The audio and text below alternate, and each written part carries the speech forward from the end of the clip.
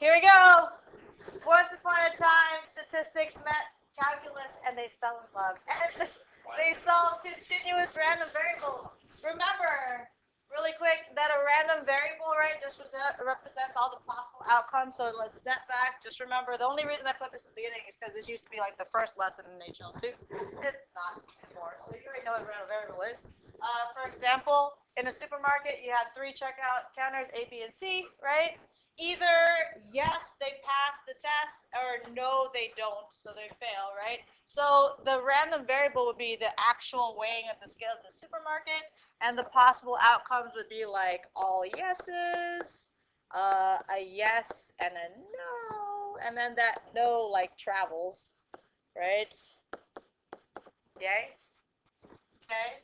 Or you can have all no's, and then a yes, no, no, no, yes, no, no, no, yes. So, I mean, 8 outcomes, yay. And was that 2 to the third? Because there's 2 possibilities and there's 3 ways to do it. 2 to the third, yeah, that kind of thing, right? So, describing the possibilities for one accurate scale would be P is of X equal to 1 is equal to one accurate scale. 3. 1, 2, 3 out of 8. Yeah. Yay. And then at least one accurate scale. So P of X is, what is it? Yeah, 7 out of 8. Now, these things are countable. They're countable because you can just count how many they are. So when these random variables are countable, it starts with a D, discrete, right? So it's countable as discrete. If it's not countable, it's continuous. So when you think continuous, think like area under curve. So you're trying to find every possibility underneath that curve. That's the difference. Continuous, hence the integral at the bottom. Yay? Yeah. Okay. So in a probability density function that is continuous, first of all, the function has to be positive for all x. Yay. Next, the area under the curve of that function should always equal 1. If you have boundary points, then you can find the probability of that function just by taking the integral of that boundary. Yay? So this next example is the same example we use every time. First of all, we're going to check to make sure it's true. Yeah? First thing is f of x greater than 1. So it's 1/2 of x. Is that positive? Not 1. We're going to go to 0. So if you plug in 0 and you plug in 2, is it always positive? As long as the x value is positive. Yeah. But, so it says right here that x has to be between 0 and 2. So yeah, so as long as they're always positive, we're good to go. And then it's 0 everywhere else, so this is true. Right? Okay. So second thing, here we go. Check to see if the integral, if you add up the area, it should equal 1. Okay?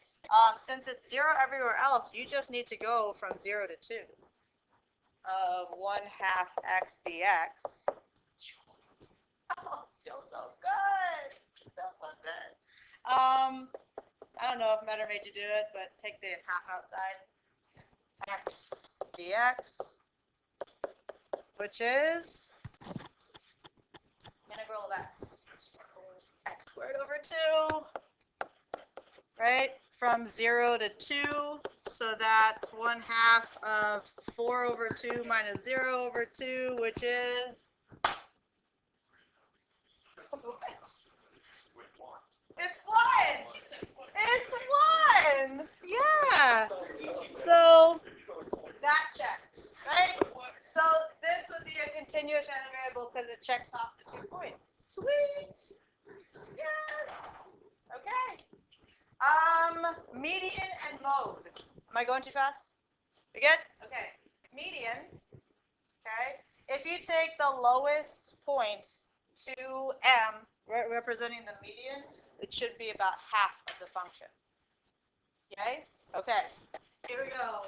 The lowest point of this thing is at 0, because otherwise it's 0 everywhere else, right? So to find the median, you just take an integral from 0 to some point m of 1/2 x dx, and you want that to be about half the area.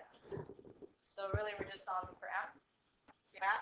So we kind of did this integration already. So from x squared over 2 goes from 0 to m is equal to 1/2. Okay?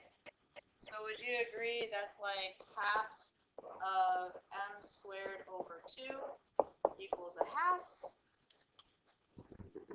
Yay? Why not? Cancel, cancel.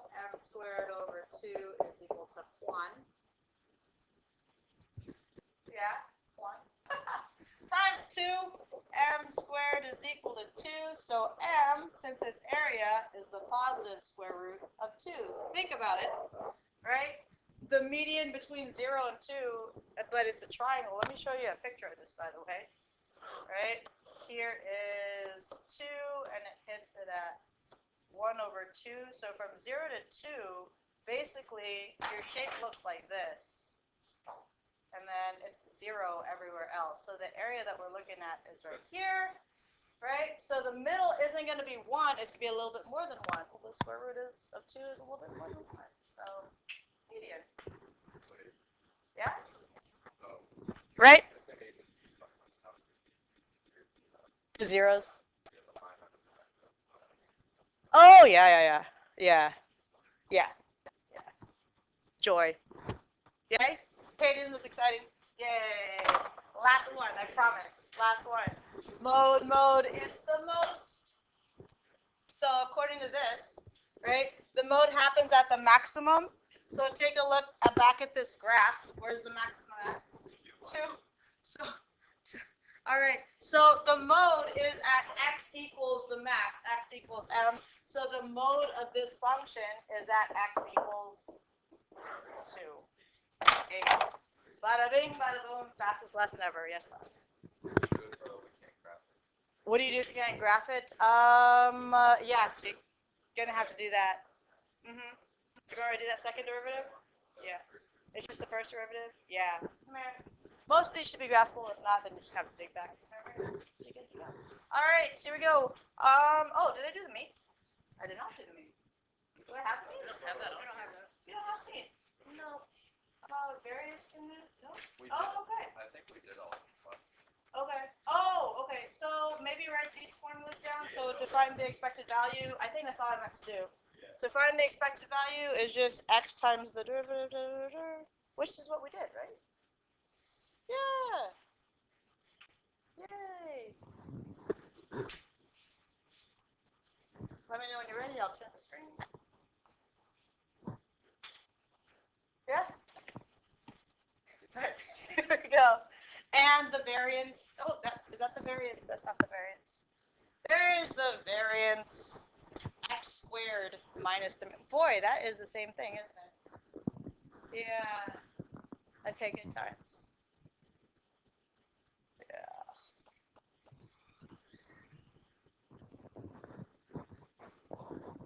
It's good? It's good. As you can see in your red sheet, there's only 2 sections of this thing, so this is the only day we're spending on continuous random, and then spend a couple days on chapter 11, review the test. Yay! Good times? All right, homework's on the red thing. Bye. Sorry. Nice to meet you.